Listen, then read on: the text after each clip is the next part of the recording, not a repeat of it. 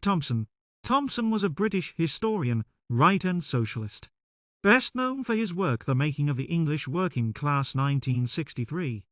In this book he argued that the English working class was not just a byproduct of industrialization, but an active agent in shaping its own identity and political consciousness. His work emphasized the agency of ordinary people, and he focused on lived experience, culture and class formation rather than purely economic structures. He also contributed significantly to social history and the history from below approach, which centers the perspectives and actions of common people rather than elites. The period 1780 to 1830 was crucial in the formation of the English working class. Key features: 1. Industrial Revolution. Massive industrial changes, like steam power, textile mills and many more. Changes were brought on how people began to work and live. Traditional artisanal labor like weavers, blacksmiths, shoemakers began to decline due to mechanization. 2. Urbanization. People began to migrate from rural areas to urban areas. 3. Changes in labor. Work shifted from home-based production to factory-based wage labor. Harsh working conditions, long hours and child labor were common in factories. 4. Class consciousness. According to Thompson, this era wasn't just about economic change, it was when the working class made itself, developing a shared identity, political awareness and collective resistance. 5. Political repression. The government cracked down on workers' movement. G. Peterloo Massacre. Thompson's essay, Time, Work Discipline, and Industrial Capitalism 1967 explored how the Industrial Revolution imposed new time disciplines on workers, altering their relationship with labor and time. Thompson's contribution to cultural studies. 1. Culture as a lived experiencer in the Making of the English Working Class, 1963. Thompson emphasized culture as lived, contested and dynamic, not just high art or elite traditions.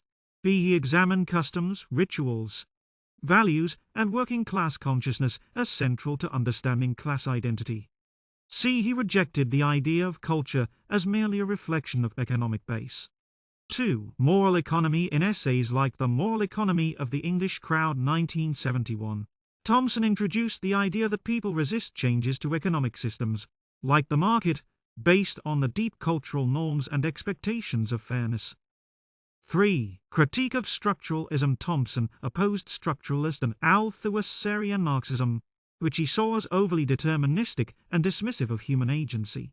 He says that history is shaped by human actions and consciousness, not just structures.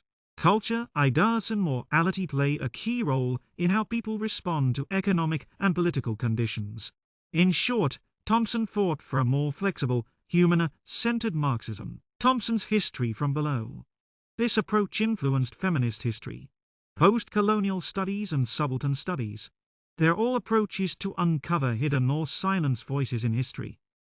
British social historians. 1. Eric Hobsbawm, a Marxist historian and contemporary of Thompson.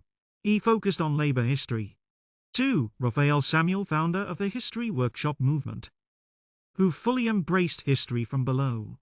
3. Sheila Robotham. She was influenced by Thompson and extended his approach in her work Hidden from History 1973. History from below and feminism. They intersect each other as they aim to recover the voices and experiences, especially women and marginalized gender identities. Feminist historians.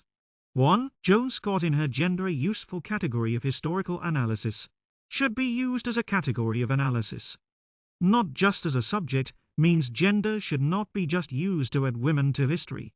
Gerda Lerner, American historian and one of the founders of women's history as an academic field. She focused on African American women, enslaved women, and working-class women. Works.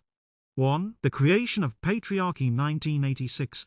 2. The Creation of Feminist Consciousness 1993. 3. Black Women in White America, a Documentary History 1972. History from Below and Subaltern Studies. Writers. 1. Ranajit Guha, founder of Subaltern Studies, wrote Elementary Aspects of Peasant Insurgency in Colonial India. 2. Gayatri Chakravorty Spivak, Essay, Can the Subaltern Speak? Questioning if marginalized voices can truly be represented. 3. Depesht Akraborty critique to Restentric historical time in provincial Eisen Europe.